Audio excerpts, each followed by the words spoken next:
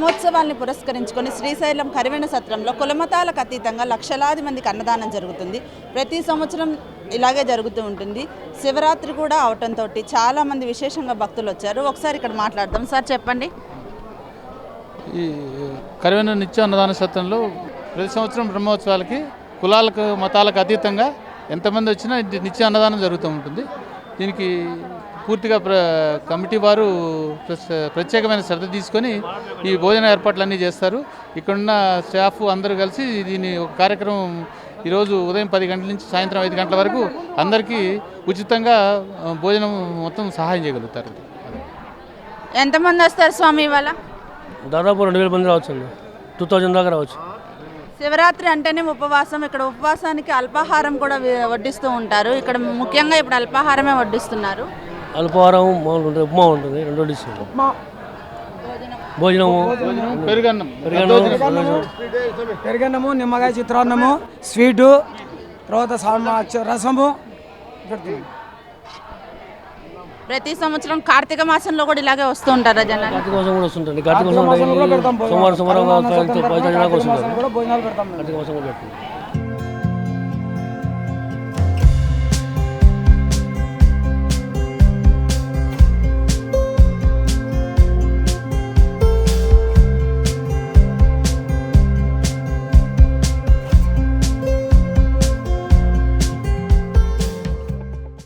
కార్తీక మాసంలో 30 రోజులు జరుగుతాయి అన్నదానాలు. అన్నదానం 30 రోజులు జరుగుతుందండి. కార్తీక మాసంలో ఇలానే భక్తులు బాగా విరాళంగా వస్తుంటారు. కార్తీక శుద్ధ పాడ్యమి నుంచి పౌర్ణమి వరకు భక్తులు బాగా ఉంటారు. విపరీతమైన రద్దీ ఉంటుంది. వచ్చిన ఏ భక్తులకి మేము అన్నదానం కాదనకుండా చేస్తాము. అది బ్రాహ్మణేతరులైనా సరే, ఎవరొచ్చినా సరే, ఎంత సమయం పట్టినా కూడా అది 4వ, 5వ మేము అన్నదానం జరుపుతూనే ఉంటామండి. ఆ సమయంలో మామూలుగా నిత్యాన్నదానం, ఇక్కడ నిత్యాన్నదానం అంటే రోజు ప్రతినిత్యం జరుగుతూ ఉంటుంది. దాంతోపాటు కార్తీక మాసం ఇలా బ్రహ్మోత్సవాలు శివరాత్రి సందర్భంగా ఎక్కువగా వస్తుంటారు జనం. అవునండి, ఎక్కువగా వస్తుంటారు. మామూలుగా విడి రోజుల్లో వచ్చేసి రోజుకి 400 నుంచి 500 మంది ఉంటారు. ఇట్లాంటి బ్రహ్మోత్సవాల టైంలో రోజుకి 2000 మంది నుంచి 3000 మంది దాకా భోజనాలు వస్తుంటారు. ఇంకా కార్తీక మాసంలో కూడా అంతమందే వస్తుంటారు. అయినా ఎవరిని ఇబ్బంది పెట్టకుండా అందరికీ చక్కగా భోజనాలు వడ్డిస్తూ అందరినీ భోజనాలు సమకూరుస్తూ ఏర్పాటు చేస్తూ ఉంటాం అందరికీ. ఇక్కడ చూసినట్లయితే శివస్వాములు విశేషంగా చాలామంది ఇక్కడ భోంచేస్తూ ఉన్నారు.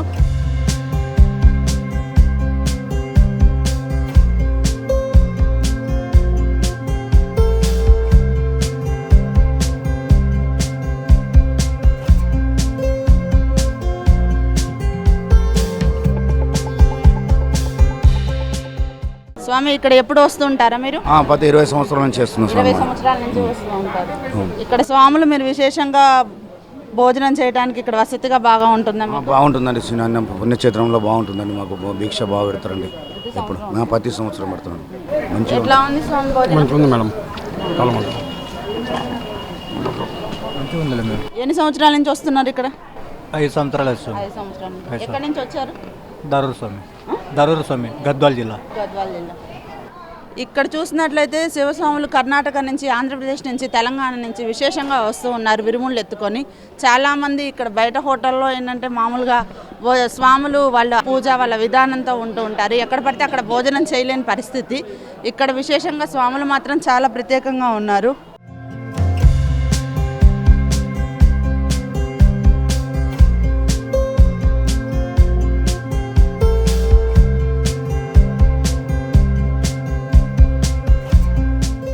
చెప్పండమ్మా మీరు.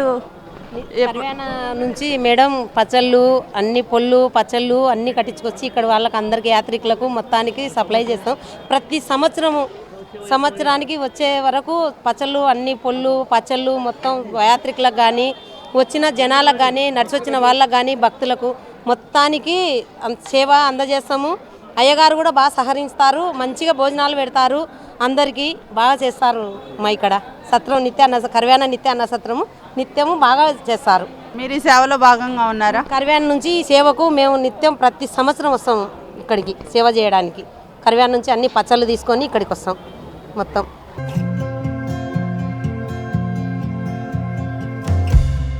నిత్యాన్నదానంలో భాగంగా ఇంతమందికి మీరు భోజనం పెడుతున్నారు.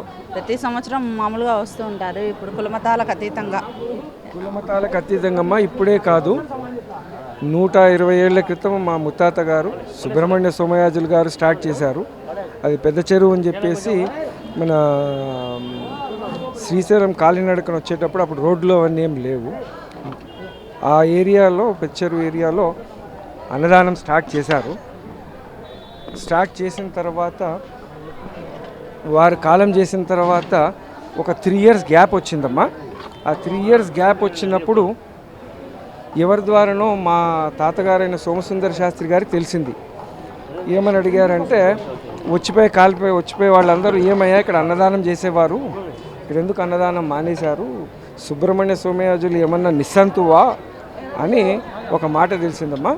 తెలియంగానే ఇమ్మీడియట్గా అది మా తాతగారికి 3 years పట్టింది. మా తాతగారు ఆ కాలంలో వాట్సాప్లు ఫోన్లు ఏం లేవు కాబట్టి 3 years అయిన తర్వాత మా తాతగారికి తెలిసింది సోమసుందర శాస్త్రి గారికి. ఇమీడియట్గా వాళ్ళ ఇద్దరు తమ్ముళ్ళని పెట్టుకొని ఇమీడియట్గా ఒక డెసిషన్ తీసుకొని ఇది స్టాప్ చేయకూడదు అనేసి మళ్ళీ స్టార్ట్ చేశారు. స్టార్ట్ చేసినది ఈ రోజు వరకు అయితే కంటిన్యూ అవుతుందమ్మా.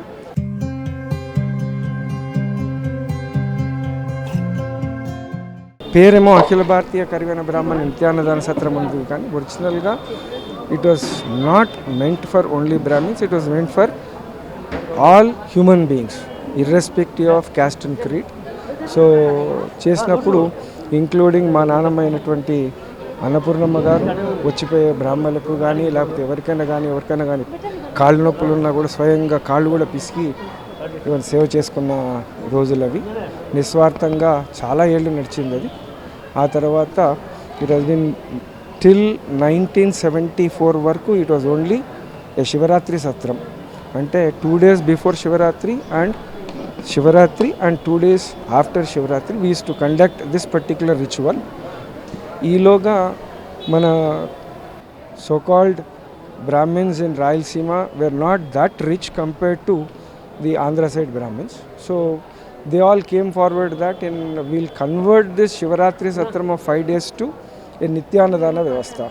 సో ఆ రకంగా 1974లో దిస్ పర్టిక్యులర్ చౌల్ట్రీ యాక్చువల్గా వెల్ బిఫోర్ 1974 నిత్యాన్నదాన వ్యవస్థ కన్వర్ట్ కాకముందు కూడా this land was allotted to our family by Devasthanam. So once many people came forward, so this land was then given to Nityannadana Vyavastha. A separate body was formed and it has been continuing since then as a నిత్యాన్నదాన వ్యవస్థ.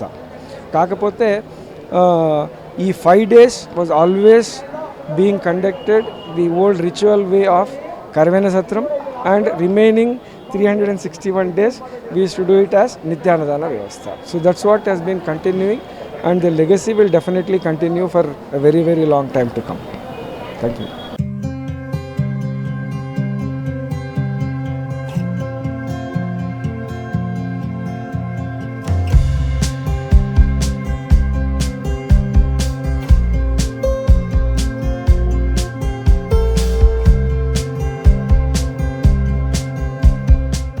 Cameraman చందుతో Virupa, AB6 news, Srisailam.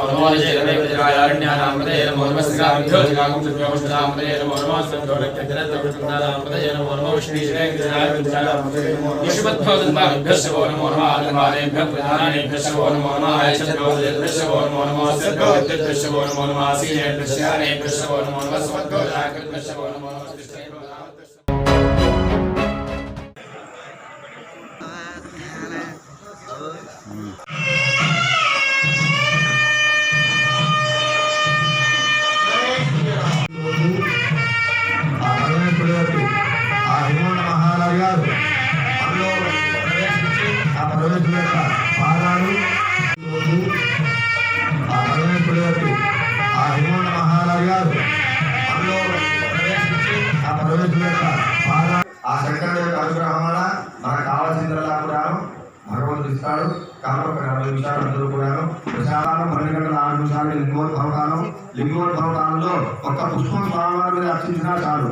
రామలింగేశ్వరుడు ఈ రోజున వేదిక మీద సాక్షాత్తు పెళ్లి కొడుకుగా కూర్చున్నాడు.